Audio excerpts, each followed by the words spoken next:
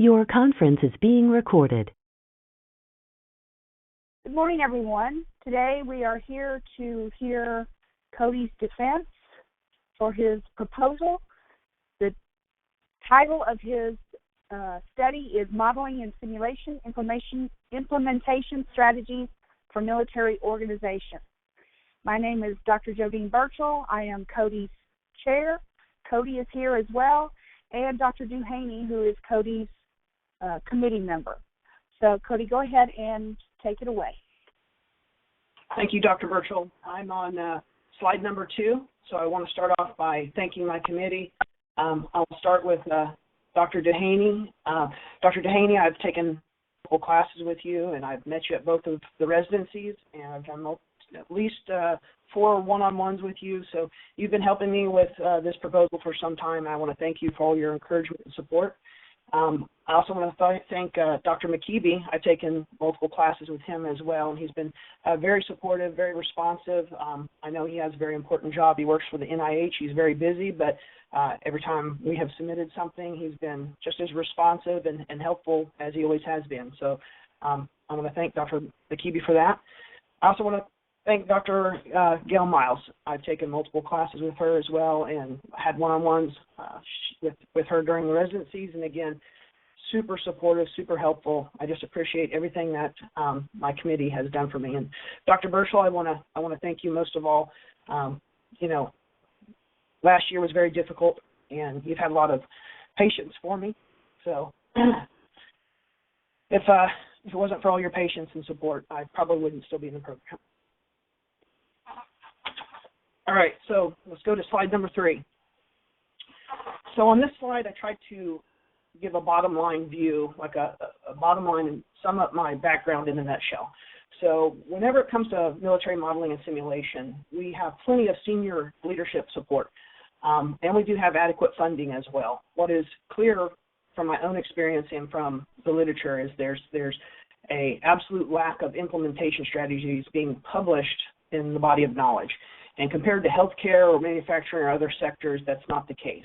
So when it comes to senior leadership support, every year the Commandant of the Marine Corps puts out his planning guidance, and every year, even as the Commandants change, there is a call for more modeling and simulation. So a recent Commandant, he said it very eloquently, that it was his expectation that new Marines would encounter the enemy in a virtual battle space. And when they do that, it's a safe place that they can learn. It's a safe place that they can make mistakes and they don't have deadly consequences. So I'll go ahead and go to slide number 4. So I'm not going to read through my whole problem statement. Both of you guys have helped me shape this. I want to kind of focus on a couple of the citations or the sources and give a little bit more background and tie that into my study. So on the hook, whenever it says that the military spends approximately $2.5 billion annually on modeling simulation, that speaks to the background. It speaks to you don't spend $2.5 billion unless you have senior leadership support, and that is more than adequate funding. So it kind of speaks to the fact that we have the top cover, we have plenty of funding, but we still have issues when it comes to our success. Some projects, some offices are able to implement modeling and simulation in the military very successfully, and some of them not as much. So that takes me to my anchor. The first citation I want to talk about, where it says that the Navy saved $240 million by implementing a modeling and simulation assessment. So a little bit of background on that. In that specific study, the Navy had fired 100 missiles, and each missile cost about $1 million apiece.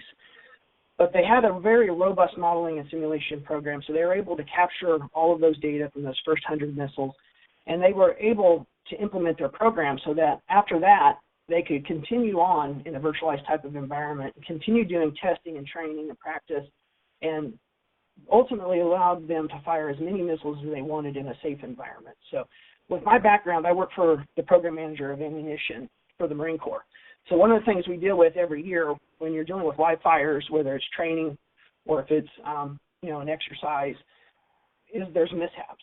So anytime that you're going to fire that many times, you're running the risk of Marines getting hurt or killed, and that's something that we unfortunately see every year. So for me, whenever I see this hook this anchor, it really speaks to me because modeling and simulation, one of the benefits it brings to the military is it does make a safer place. It doesn't just save us money. It also makes the Marines safer. So that'll tie into my next slide. So if you don't mind, let's go to slide 5. So the focus, obviously, for me, one of the big focuses for my study is helping the military. I'm trying to investigate implementation or best practices, how to implement these modeling and simulation technology. And the impact, the IT impact is not only does it help the military have more successful implementations, but it also helps the larger body of knowledge, because I will publish my study, and like I said, there's a lack of published scholarly studies being put out by the military when it deals with modeling and simulation. So I hope to address not just a military gap, but also an IT gap in the larger body of practitioners. So the social impact, again, is an important one for me, and that's what I had mentioned before. Ultimately, if the military or any other organization can implement modeling and simulation more successfully, ultimately you're reducing risk and you're saving money, but ultimately I think that there's the possibility that you can save lives. All right, please move to slide number 6. So my background and my problem and my purpose statement, they all kind of led up to my research question, which I will read this one. What strategies do some IT project managers supporting United States military organizations use to implement modern modeling and simulation technology? So my previous slides and the rest of my presentation is all going to revolve around this one research question. And these research elements I put here around, like the qualitative and case study and TAM. These are those core research elements that I'm going to use to address that research question.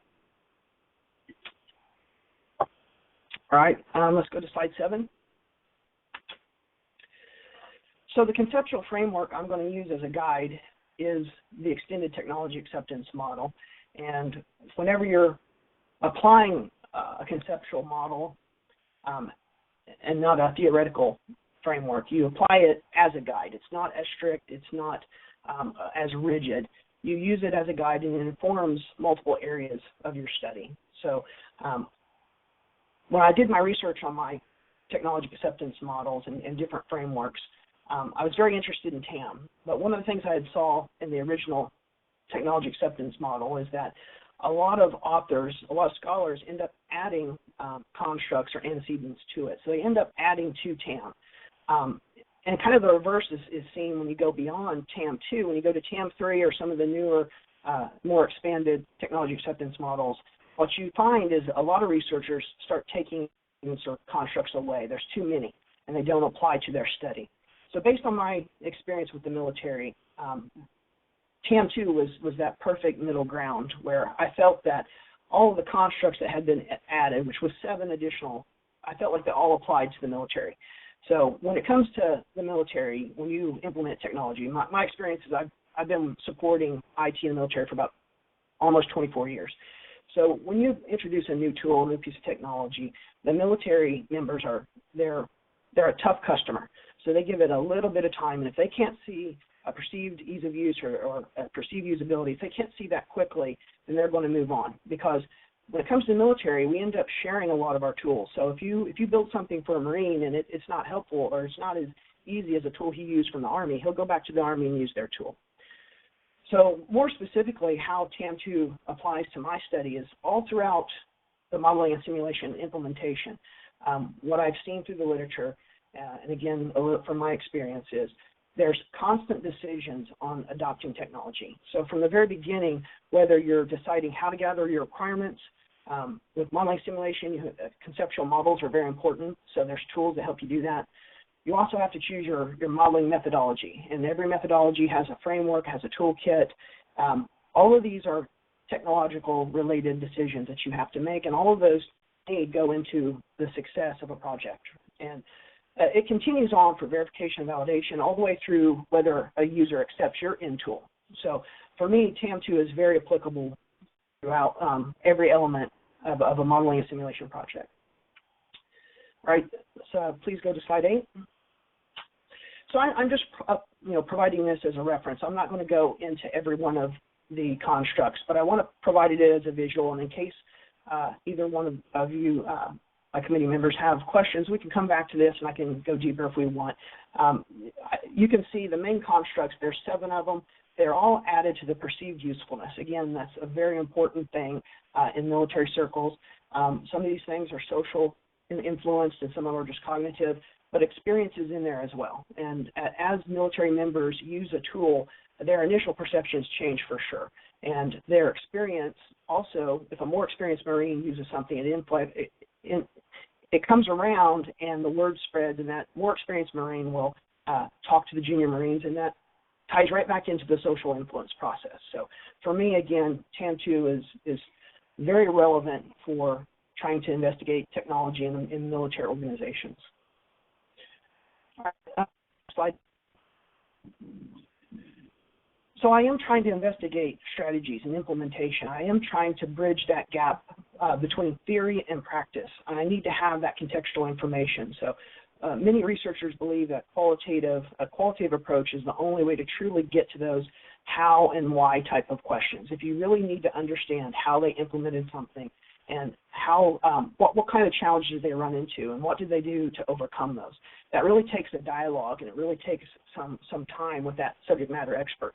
You really need to be able to provide an open-ended question and listen and take your notes and ask some probing questions. And to get to that level of research, you really need to take a qualitative approach.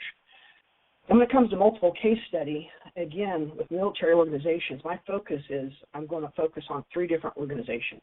So by taking a multiple case study approach, I can investigate my research question at 3 different organizations, and I can conduct a cross-case thematic analysis, and I can tell the reader whether the findings or those themes that are going to be uncovered, whether they exist across multiple cases. So that strengthens my external validity and my generalizability, and it's something I'll speak to later on in my reliability and validity slides. But multiple case studies also have been known to be able to support saturation and triangulation. So all of these things I weighed, and they kind of weighed in on the decision to go with a qualitative approach with a multiple case study design. All right, let's go to slide 10, please. All right, so my population is going to be experienced IT practitioners. They have to be full-time civil servants. And again, I'm going to focus on recruiting members from 3 different organizations, 3 different military organizations. So not only does the practitioner have to have experience with modeling and simulation, they need to be knowledgeable of the entire implementation process. So again, I'm focusing on 3 military organizations. I am not using a gatekeeper. I'm not using organizational resources. Organizational resources. I'm using online, publicly available sources like I have listed here on the right. So I'm using social and professional networks. These also are some online forums and different conferences that meet every year. Half of them are supported by the military, like the ITSEC at the bottom. That is funded by military organization, but it is totally open to the private corporations. So again, all of these forums are listing members, and they have contact information. I've had a lot of success with contacting the people who meet my qualification standards without going through an official government resource. So that's an important key in my study. So my sample size, again, ties into the fact that I'm going to focus on 3 different organizations. So for me, if I'm going to come in and based on precedent and based on what you see with case studies, if I'm going to be able to demonstrate saturation, I need to have 1 or 2 interviews where no new themes are presenting themselves. So at a minimum, if I'm going to come into one organization, I would need, in my opinion, and again, based on what precedents you see with other multiple case studies at Walden University and in the body of knowledge, I would need a minimum of 3 interviews.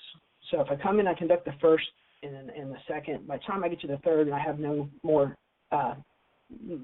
themes that are occurring, it's a pretty good indicator that I have reached state of saturation. So in my opinion, 3 would be the minimum, and more than likely 5 would be close to the max. So that comes up with 9 to 15 for my sample size. So 3 per organization, 9. If I go a max of 5, again, 15. All right, let's go to slide 11, please. So this is my data collection plan. And once I have IRB approval, I'm going to send the official blessed invitation with the consent form. I'm going to have to obtain either a signed consent or confirmation in email for the consent. And once I have that, then I can schedule and conduct my interview. So second row of icons here. Once I conduct the interview, I'm going to follow my interview protocol. And in that protocol, I'm going to be able to ask my primary questions, my probes. I'm going to take my field notes. Once an interview is done, before it ends, actually, I'm going to request supporting documentation. I'm going to make sure that I ask for publicly releasable documents, preferably that are already on a public-facing website. So I'm going to ask them also for any public-facing websites that they have for their organization, so I can go and do some research and collect more documents.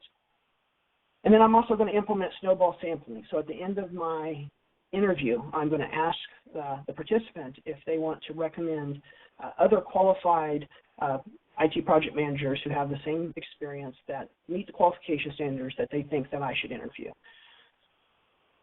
After the interview, then I'm going to take my documentation and my field notes, and I'm going to transcribe my interview, and I'm going to put all of those into Vivo. And I'm going to start my coding and my thematic analysis. And then once I have a summary of findings for that interview, I'm going to provide those to the member, and I'm going to schedule a member check session. So in the member checking session, I'm going to go over the findings, my summary of findings, my interpretations, and I'm going to validate that the member agrees that those are what their interpretation, that is their thoughts, their opinions, and I'm going to make sure that I didn't just come up with findings that made sense to me. I'm going to give that member time to digest what I had collected and make corrections, make additions. And once I have captured those, I'm going to take them back and I'm going to add them to my database again, and I'm going to update my findings, and I'm going to provide them again to the member, and I'm going to repeat that process until the member believes that he or she doesn't have anything else to add. So for all of those steps so far, I'm going to repeat for every participant I recruit for every organization. So I'm going to continue that within case until I get maturation for each of my 3 organizations. All right, let's move to slide 12. All right, so this is my data analysis process.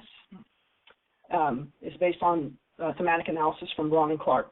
So the first step I have already described. So the process of doing my research, my literature review, and conducting my interviews, transcribing my interviews, taking my field notes, capturing the publicly releasable documents, researching websites. All of these things are helping me become familiar with the data. So that's the first step. And then once I have that, again, I have to transcribe and import all my documents and put them into NVivo. So I'm going to use that qualitative data analysis tool when I'm going to start the coding and the theming process. And once I start the coding, I'm going to start looking for my themes. I'm going to start tagging my themes. I'm going to review them, and I'm going to define what they are, and I'm going to name them. And I'm going to continue those 3 steps, 3 through 5. Every time I add an interview, I'm going to continue that process. So I'm going to keep doing my coding and my theming and my revising, again, until I can show that I've reached data saturation for each organization. And again, each organization is a case. I'm going to focus on 3 of them. So once I reach data saturation, I'll produce a summary of findings for each individual case.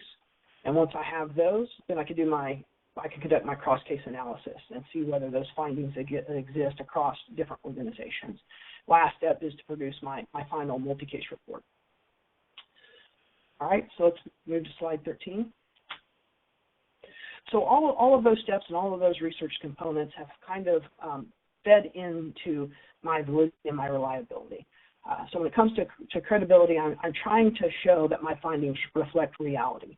And the way that I do that is I provide thick and rich descriptions. So all throughout my study, I go into great detail. And in my section 3, when I'm presenting my findings, it's very important to be able to do the same thing. You want to be able to show that you did thorough member checking, that you've done data triangulation. And again, by using multiple data sources and using a multiple case study, conducting my member checking, I'm going to be able to do all of those things.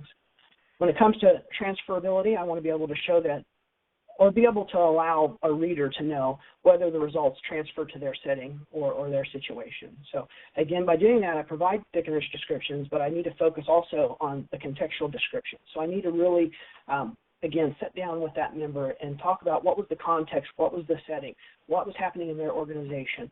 And when I provide all those additional contextual descriptions, it helps the reader know if the results can transfer to their setting.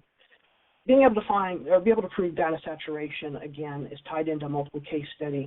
All of these things increase transferability. So if you can show that you clearly found the same results across multiple individuals or interviews, and then also across multiple cases, again, that just increases transferability and shows that there's a chance that those findings are going to transfer to other settings.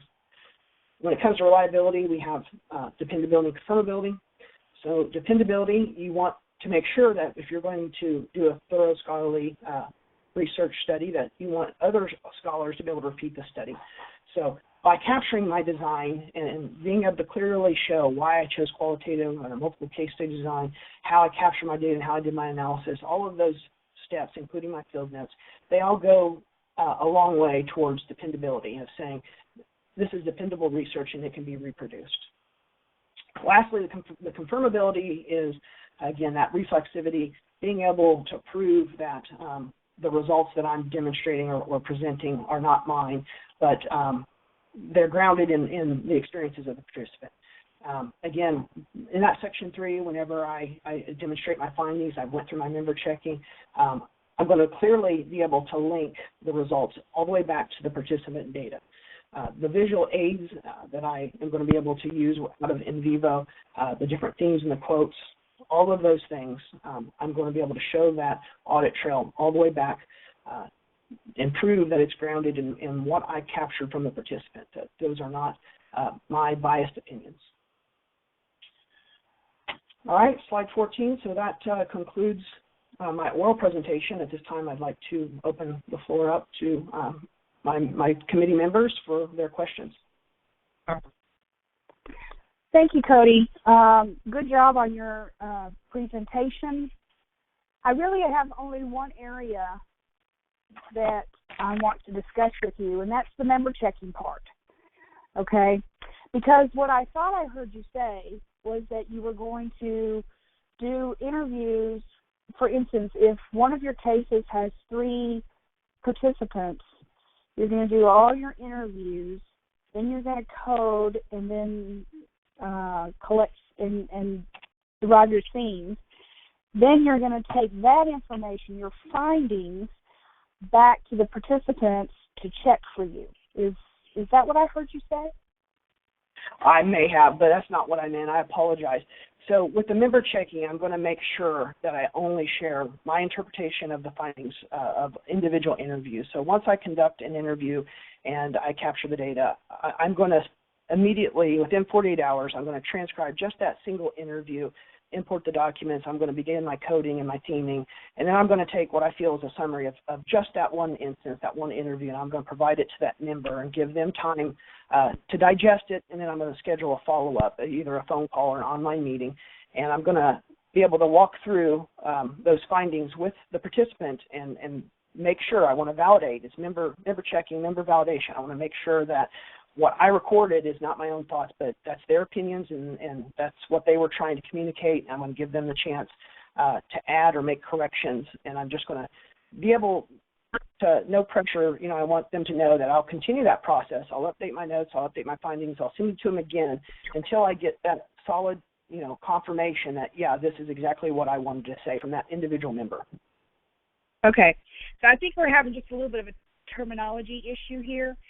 Because when you say findings, to me, findings mean that you've coded everything and that you've done your thematic analysis.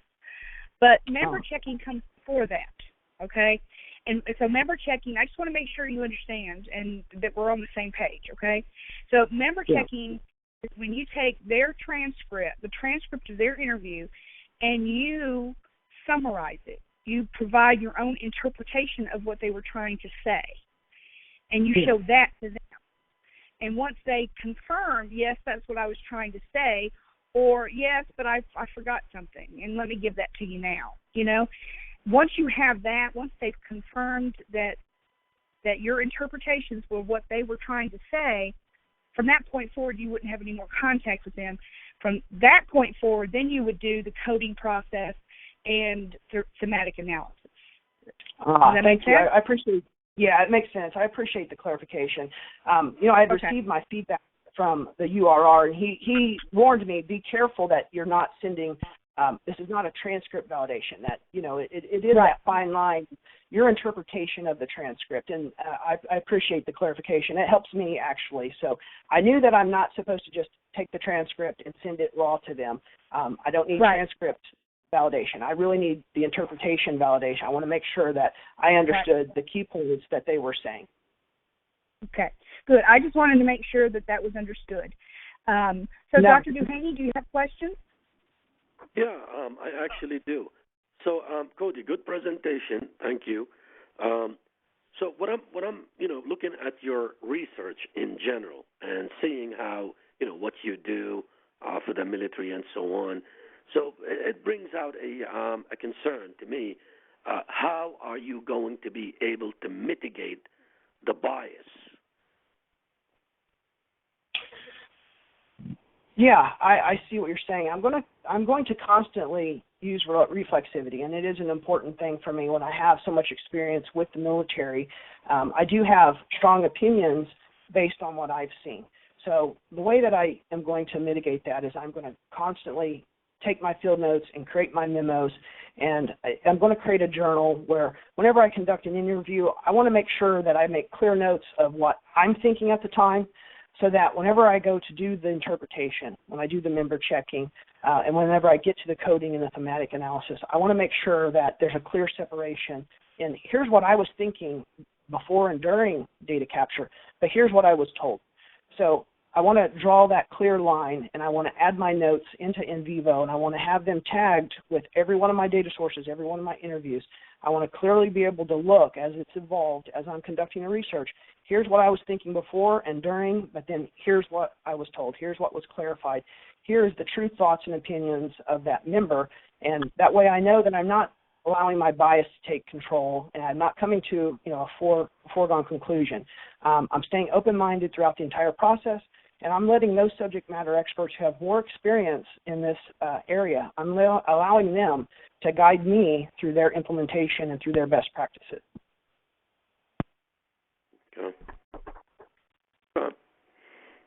Fair enough. So is there, Dr. Duhaney, is there something else that do you think he should do in this case? Should he make sure it's added as a limitation of his study? It would help. It would help, yeah, if he would also, bring that as a limitation, yeah. Okay, good. That makes sense.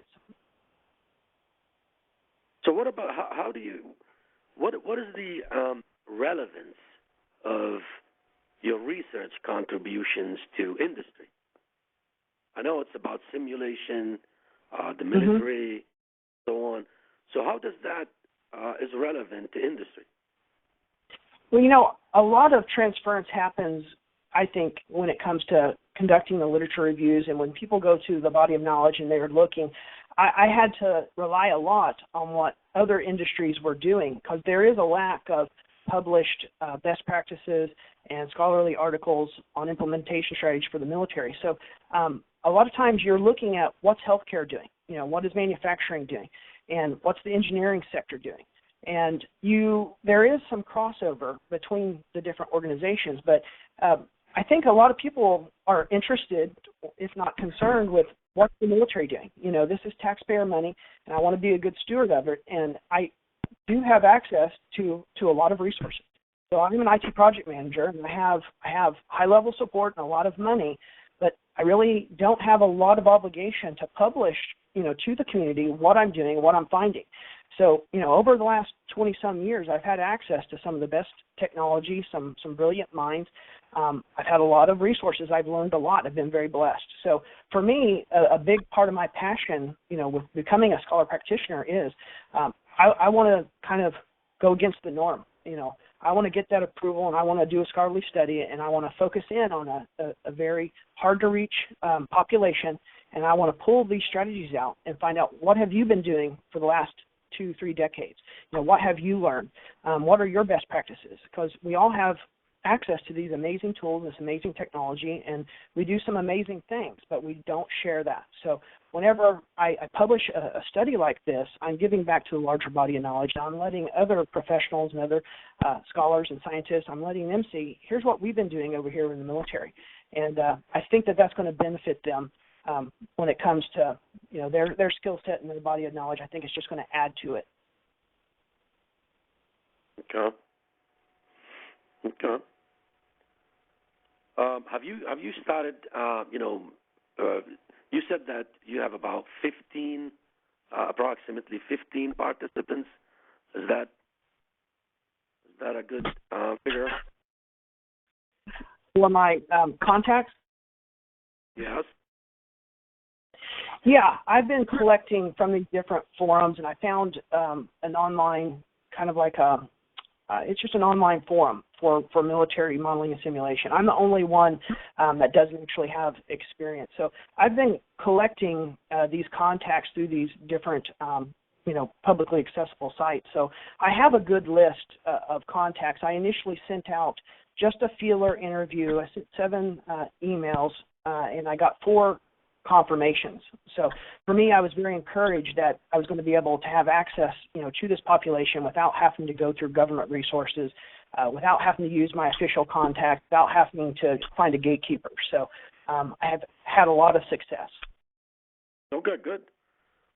That's what I was wanted to get to. All right, I have no further questions. Great. I don't have any either. So Cody, again, good presentation. If you'll drop off the line, then we'll talk afterwards, okay? All right. Thank you, doctors. And as always, I learned just from the session, so I appreciate your time and your diligence. So thank you, and I hope you have a good day. You too. You too. Thanks. Bye-bye. Bye-bye. Let me go ahead and stop the recording. Hmm?